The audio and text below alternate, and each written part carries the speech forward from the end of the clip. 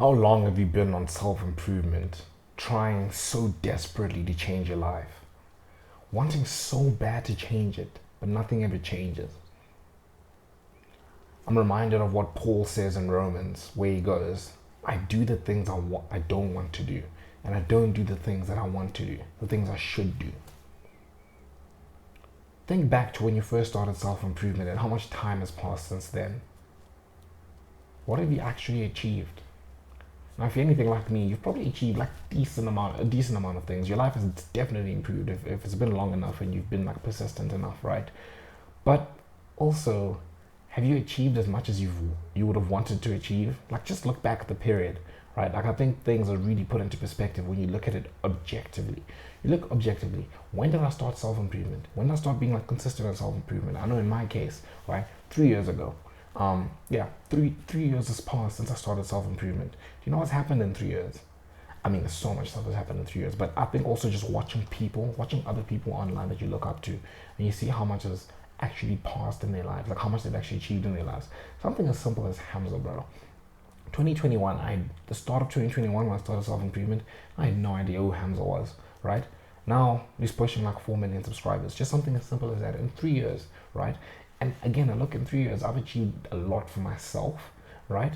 Like there are a lot of things I've done. I don't want to get into too much of the list of achievements because that's not what I'm here for. I'm here to speak about the other part, right? Which is I've achieved these things, but like my life also like it's changed, but it's not changed in the way I wanted to change, right? Like again, I would have loved like the last 3 years.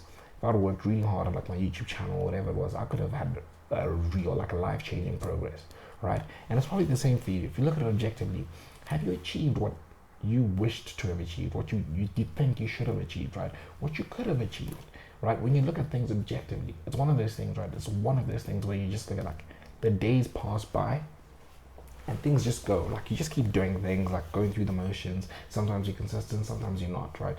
But like time just keeps passing and passing and passing, and then you look back and you're like, damn, a lot of time has passed and I've not achieved what I should have achieved, what I could have achieved if I was quite consistent, right? Like 3 years. 3 years, you should have a perfect like physique, right? Now for me, again, like I said, I've achieved like decently. I think like my physique, I'm pretty happy with where it's at. But in 3 years, I could have been so much further, right? Um, but that's just an example of what I'm giving you. Think back to when you started self improvement. How much have you actually achieved? Now, to move on to the topic of this conversation, right, about how this relates to deleting social media, right? The first thing I just want to start off with, right, before any of this, is that you need a mentality shift.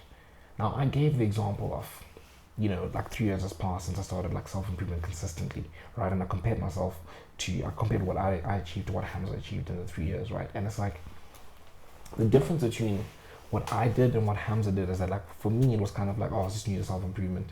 I wasn't really that new to it, but like I was new again because I'd had COVID and I didn't have COVID. We had 2020, and I just kind of just slacked away, honestly, right? But it's like I was bouncing back, right? And it was kind of just like, oh, I'm just doing all these things and I'm trying to improve and whatever. It was the small things where like, oh, just start eating better, like something. Like you were focusing really hard on like using willpower to sort of change what you should be doing. But whereas someone like Hamza had a complete mentality shift, moved back home, shaved his head, all of that, and like study YouTube day and night, all of that. Like he was very consistent because he changed his mindset. And once you change your mindset and you work really hard and consistently towards what you want, it's like you just go straight, right? And I've spoken about psycho-cybernetics before. I'll speak about it for the longest time, but go watch my videos. Anything that's titled how to like reinvent yourself, how to change your life, or psycho-cybernetics or whatever, go watch that, right? It's about changing your image.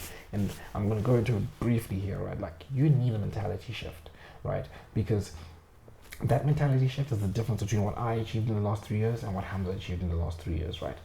Because that man had like focus, complete mentality switch, right?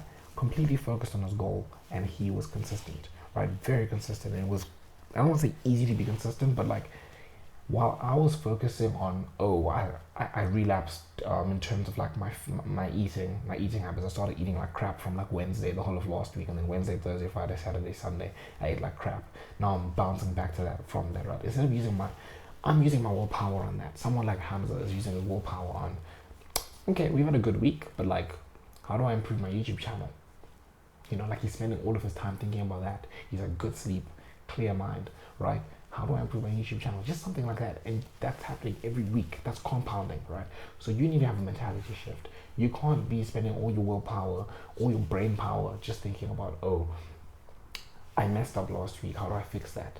It should be more of like, okay, I've identified a problem in my life. I've identified how I'm going to fix it. And I've identified the things I need to be doing, right? Okay, I've set the standard for what I need to do. And then you just start doing that. And the thing is, in terms of changing your life, like consistently, I'm going to use YouTube and advice that Hamza gave as an example, right? He said on YouTube, it's not enough to just be consistent. Now, you can't get anywhere without being consistent. You need to be consistent, consistently put out videos. But most importantly, you need to be consistently improving. Every week you need to be improving something, right? And it's the same thing with like self-improvement, right? Like, it's really not enough at this point to just be consistent, right? You need to be consistent, but you need to be deliberate, right? And I like to think of it as like a compass, right? You're sailing out on sea. You're sailing to go somewhere. Say I'm in South Africa. Say I'm sailing to go. I'm not going to Asia. Say I'm sailing up to go to South America, right, or something like that, right? I need to keep readjusting my compass, right? I need to make sure I keep doing that, because obviously if you're going on the sea, it's going to like take you many different places, and you might just go around in circles. You might end up missing South America completely, and you end up in Asia or in Australia or something, right? It's like you need to keep realigning your compass. And it's the same thing with like self-improvement, right? You need to be consistent, but every week, and for me, I have weekly debriefs, right? Every week you need to keep realigning yourself, like, where am I going, what do I need to get there, and how am I doing in terms of getting there right now? Like, what is my progress looking like? And to Hamza's point in terms of YouTube, is you need to be consistently improving. And that's going back to the analogy I gave you, where I'm focused on like, oh, I didn't do what I was supposed to do. How do I get myself to do that? And that's my thing every week. Whereas for Hamza, every week it's, how do I improve my YouTube channel? How do I improve my YouTube channel? How do I improve my YouTube channel? Every week. And that just keeps going. You just keep going and you just keep getting better. Eventually you get those compound returns, right? And that's where you need to have that mentality shift. And the mentality shift, right? I've explained it to you what exactly it is, but like actually implementing it, how do you do that?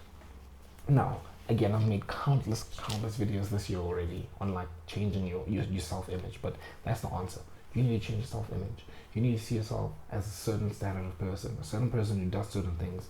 And again, I've gone in depth into this, but I'm just gonna try and do it as briefly as I can without taking up too much time, right? But basically, what happens when you say you're gonna do something versus when like you actually end up doing something else, something completely different, is that's your subconscious brain, right?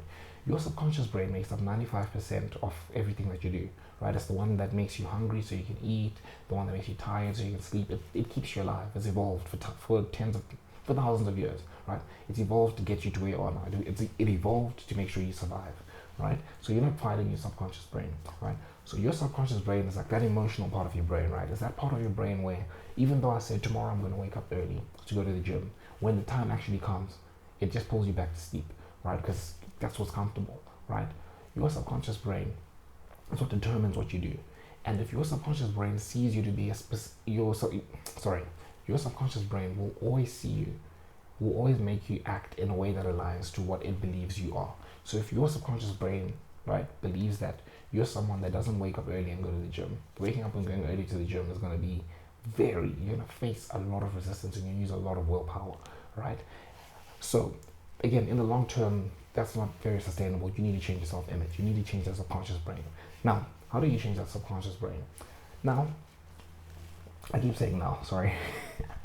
The good news is that your subconscious brain can be changed, right? And we can change it through the manipulation of the fact that your brain can't tell the difference between a lived experience and an imagined experience, right? And just to drive this home, right, actually, just to give you an example, right, there was this study they did. They took two groups of like rookies, people who'd never touched a basketball in their life, basically. One of them practiced 20 minutes every day for a week shooting the basketball, and the other ones visualized shooting the basketball for 20 minutes every day. Long story short, they did an experiment between the two groups, and the group that visualized, they didn't touch a basketball that whole week, right? They simply visualized every day for 20 minutes. They outperformed the people that are actually practicing, right? That's just the power of the subconscious brain, because your brain has seen countless times, it has seen you. You've spent so much time visualizing yourself just scoring buckets, buckets, buckets, right? Your brain has seen that, right? So it believes you can do that. So when you get the basketball, even though you've never touched it before, your brain is just gonna coordinate in a way that makes you like buckets, buckets, buckets, like you're just throwing it in, right? So your subconscious brain, that's what determines what your life is like, basically. So you need to change that. And as I've said, your brain can't tell the difference between a lived experience and an actual and an imagined experience. So we can use visualizations to change it. And basically, you need to visualize every day for 30 minutes for 21 days consistently. Just visualize what the ideal version of yourself would do from start of the day to finish. Just do that. That changes your subconscious brain, right? And yeah, mentality shift. You need that. You need to change your mindset. That there's no two ways about that. So I've spoken about having a mentality shift now, right?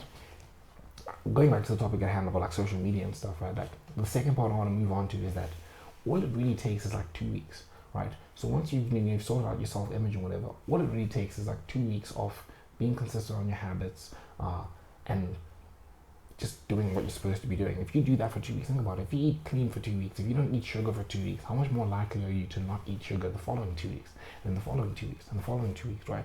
The 2 weeks is like, it's the difficult part, because your body is kind of like fighting the changes, right? And yeah, so all it takes really is like 2 weeks of like being consistent. And again, to get those 2 weeks, those 2 weeks are difficult, right? I made a video recently about all it takes is 2 weeks.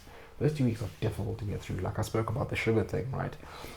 That's difficult to do in the first 2 weeks, but if you can make it through those first 2 weeks, then you're golden, right? And again, that's where the self-image thing comes in. But yeah, that's all you need to build momentum. Now, getting to the social media part, right? In order to get those 2 weeks, in order to build serious momentum, to have like that mentality shift, right? To really like have all your goals sort of aligned and who you are being aligned to your goals, you need to have momentum, right? Your time and attention cannot be taken up by things like of social media, right? Something as simple as, I need to wake up at this time, right?